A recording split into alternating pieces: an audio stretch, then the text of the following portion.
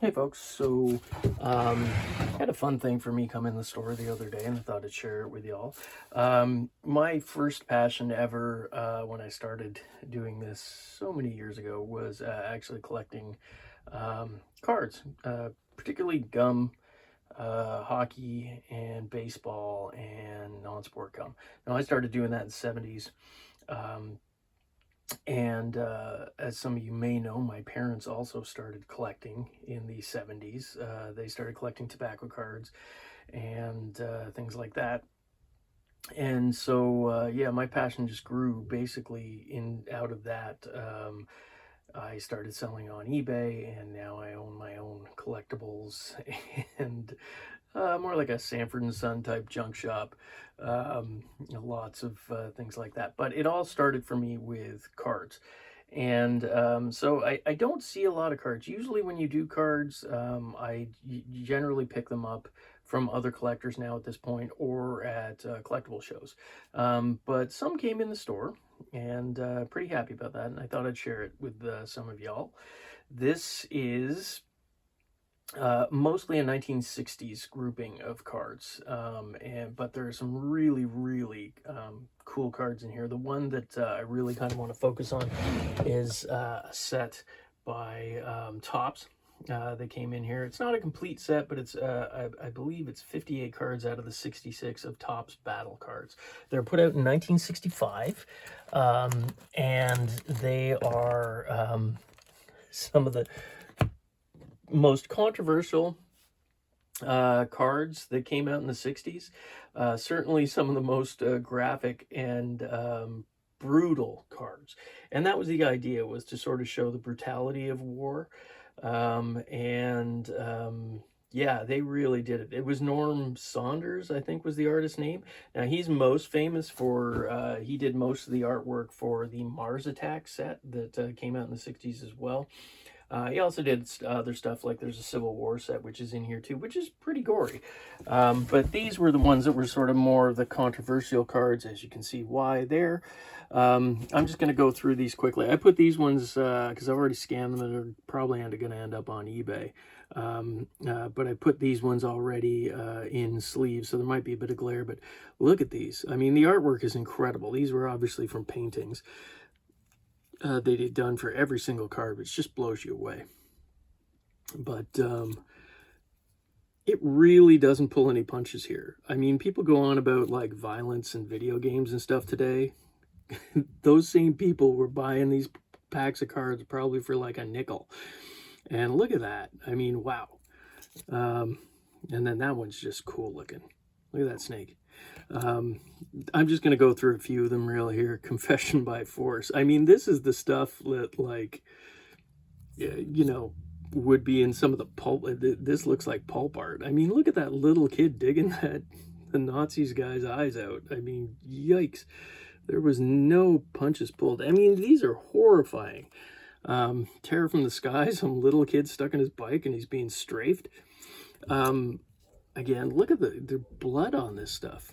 I mean, these were a hard look at, you know, war, which in the 60s, it was sort of the Cold War era, you know, and I think they kind of wanted to remind people, like, hey, this is how horrible it can get. Look at school bombing. My God. Death blow. And I think it probably, you know, really would have worked for, you know, as a propaganda thing against war.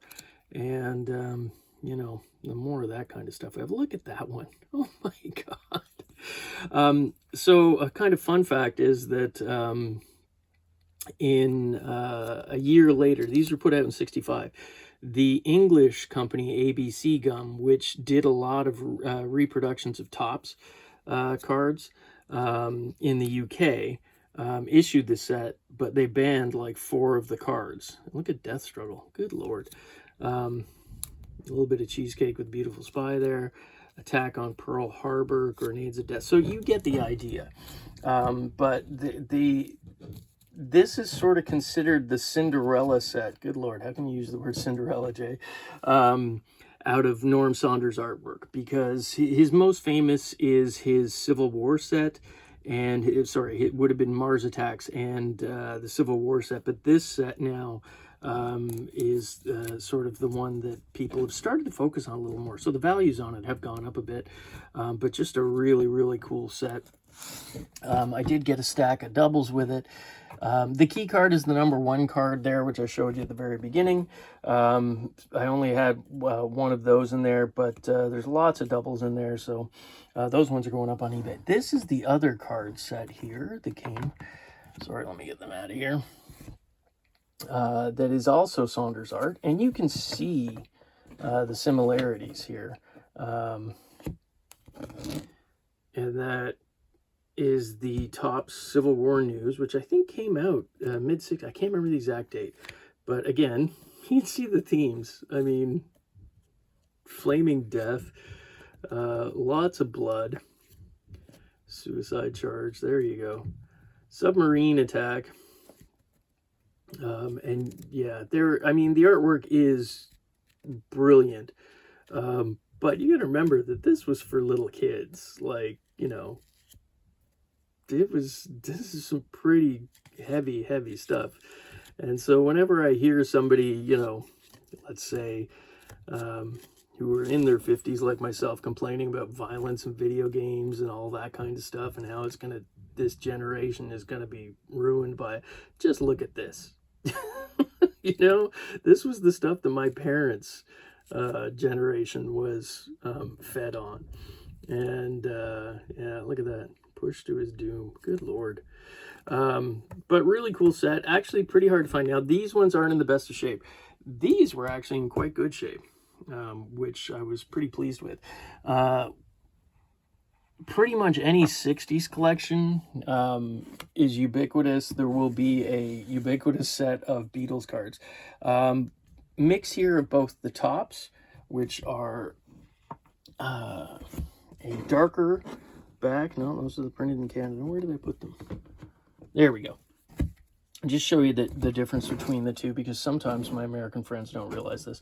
So O-Pee-Chee was the Canadian gum company that put cards out in Canada, and they usually just did copies of Topps series. They had their own stuff, which I'll show some in here, but they also just did straight up copies of Topps cards. And you can see the difference here in the back. So this is the printed in Canada version, all right, and then this is the Topps gum card printed in the USA back version. We had more of a grayish type color, and you guys had a lighter one, so that's one thing you can always tell. But the fronts were the same on all of them. I've got pretty much nearly a full set of the second series here of the O-Pee-Chee ones. And they're in really nice shape. You know, there's John and one of the boys. There you go. And this is, I've got about pretty close the first set of the Topps first series as well there. You can go through them. Look at Paul. Paul was my mom's favorite. It's actually a funny picture of my dad, who looks in just all dressed up in Beatle gear, looking like Paul with a mop top. So that's kind of cool. These here were given away in cereal in Canada in the late 1960s. It's post cereal. They you could put them together and they would make up this big sort of wall map type thing. They're Canadian historical cards, which pretty cool. We didn't get a lot of stuff like that. As I said, being so close to the States, we ended up with a lot of the States pop culture, and kind of drowned out our own in a lot of cases. But we did put out some cool sets, and that is one of them. These are, I believe that these are leaf gum. Yeah, printed in USA. I'm 90% sure these are leaf. These are Mr. Phony's Funnies. So a lot of you guys will be familiar with Wacky Packs and, you know, like Garbage Pail Kids and that sort of cards. These are like the great grandfather of those. Again, mid-60s, just making fun of the advertising and marketing of a lot of these things. Here's sort of a take on Old Spice. It was Old Mice aftershave. There's Poopsie Cola, which is awesome. Leech Nut baby food. Mr. Mean for Mr. Clean.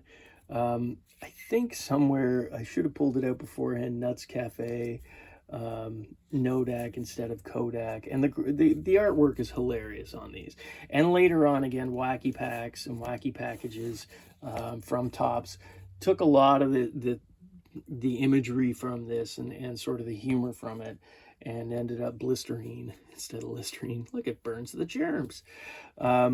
And there's Coca-Cola in here somewhere. I should have pulled that out beforehand, but yeah, not in the best of shape, but just really cool set. And then some of my favorite cards out of this are coming up here. Again, these are all like early 60s. I think these were like, yeah, 1961 from Leaf Spook Stories, which basically took all of the early famous like stills from the famous monsters. Like there's one from The Mummy, and then kind of added a humorous little line on there.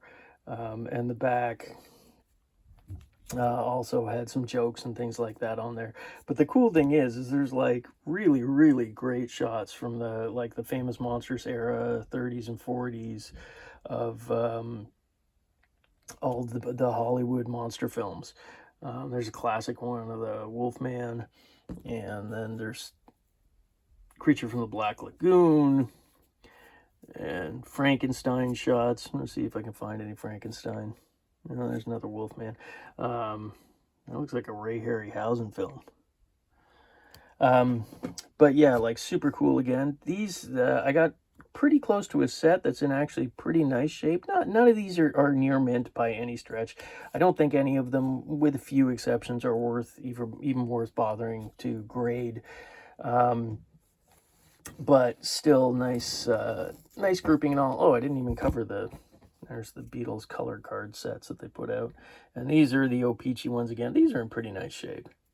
Okay, so he pulls the worst card out just after he says that. But yeah, cool lot there. Came with some other stuff that was left over from his dad. I don't know anything about these.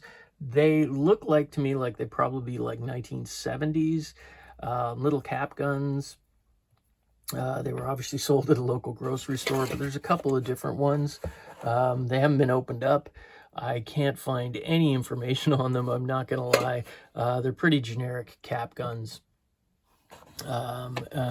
Made in China, so I'm thinking, like I said, 1970s, 1980s, but cool little pieces. And then there was a stack of comics. And again, comics, these are reader copies at best, but cool stuff like early Batman from the 60s, like 12-cent Batman, just that alone, like across the top. It's just amazing artwork. Worlds of the Unknown from Marvel. I said Marvel. Wow.